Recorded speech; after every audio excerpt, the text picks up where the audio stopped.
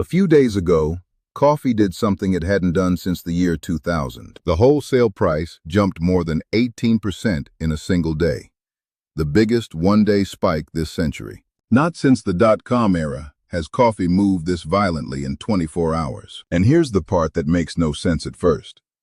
The tariffs on coffee are already gone, and refunds are already going out. So if it's not the tariffs anymore, why is your cup still this expensive in 2026? 7 real reasons, counting down to the one that just sent prices spiking all over again. This is Coffee Verdict. Let's get the numbers straight first, because both sides of this story are true at the same time. A pound of ground coffee at the store hit an all-time high this April, just over $9.70. To put that in perspective, that same pound cost around $7.50 just a year earlier. In May, it actually dipped a little, down to about $9.50, the first bit of relief in a long time. But over the last 12 months, coffee is still up more than 18%, faster than almost anything else in your grocery cart. Roasted coffee climbed around 17%, and instant coffee jumped almost 23%. This all started with brutal weather in the world's biggest growing regions, which sent futures to an all-time high near $4.40 a pound back in early 2025. Now here's the confusing part.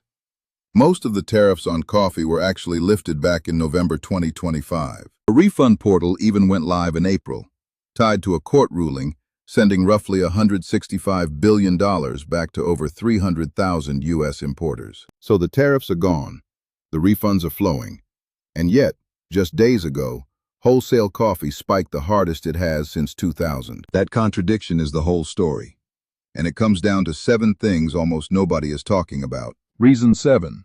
A tariff refund is not the same thing as a price cut.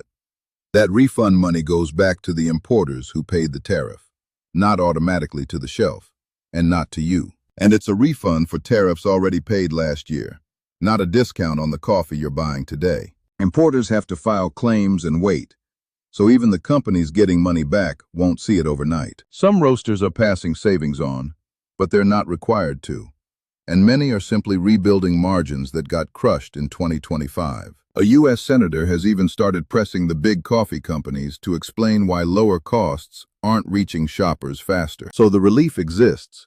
It's just moving through the system a lot slower than the headline, "Tariffs are gone," made it sound. Reason 6.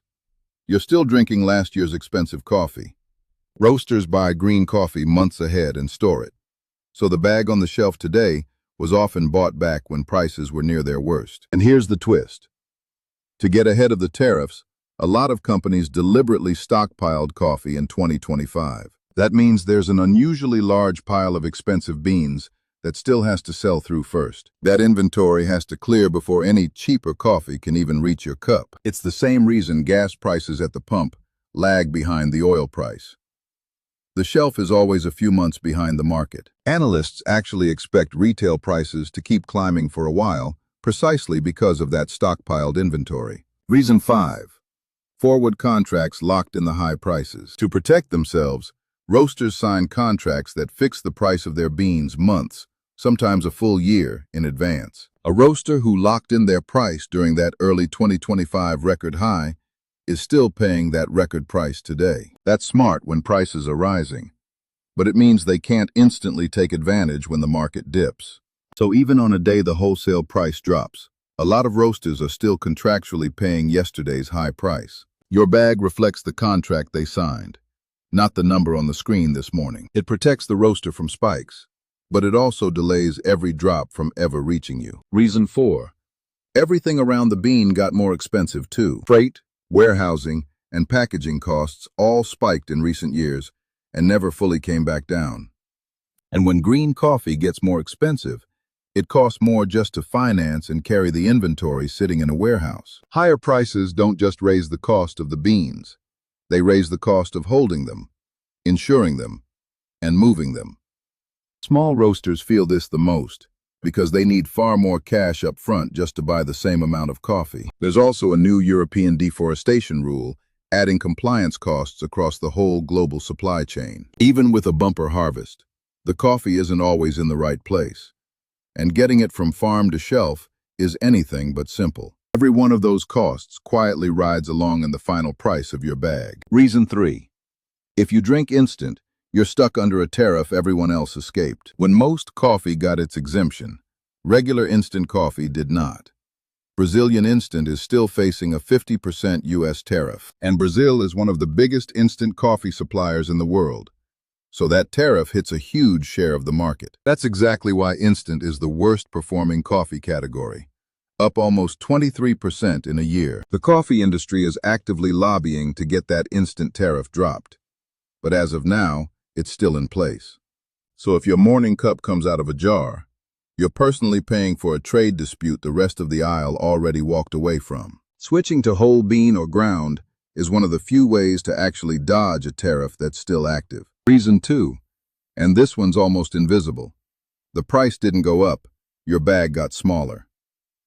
It's called shrinkflation, and coffee is one of the products where it hits hardest. 16-ounce bags quietly became 12-ounce bags, and some large cans dropped from 48 ounces to around 40. Same label, same shelf price, less coffee inside. Do the math per ounce, and it's a real increase, hiding entirely in the fine print. One study found coffee's per unit price rose as much as 32% from shrinkflation alone between 2019 and 2024. So part of what feels like inflation isn't the sticker at all, it's the ounces you stopped getting. And reason 1, the one that just blew everything up. The market itself is spiking all over again. In early July, Arabica coffee futures rallied about 48% in just a few weeks. On a single day, they jumped more than 18%, the biggest one-day gain since the year 2000. Analysts literally described it as coffee entering meme stock territory. That's the kind of move you expect in a wild tech stock, not in your breakfast. So what set it off? The trigger is Brazil, the world's biggest grower. Brazil is having its slowest harvest since at least 2018. Too much moisture in the growing region slowed the picking to a crawl, and growers are holding their beans back, betting that prices climb even higher. On top of that, fresh fears about frost and weather damage keep spooking the market. Here's the real twist.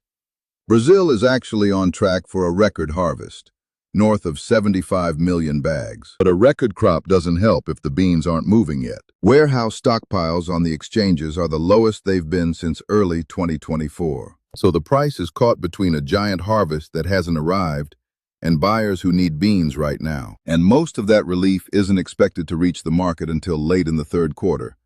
Think August and September. So put it all together, and the paradox stops being a paradox. The tariffs really are mostly gone, but refunds go to importers, not shelves. Roasters are still selling expensive stockpiled inventory, locked in by forward contracts. Freight and packaging stayed high. Instant coffee is still tariffed, and shrinkflation quietly did its work. And now, right on cue, the market just spiked again. None of that is the single villain everyone points at.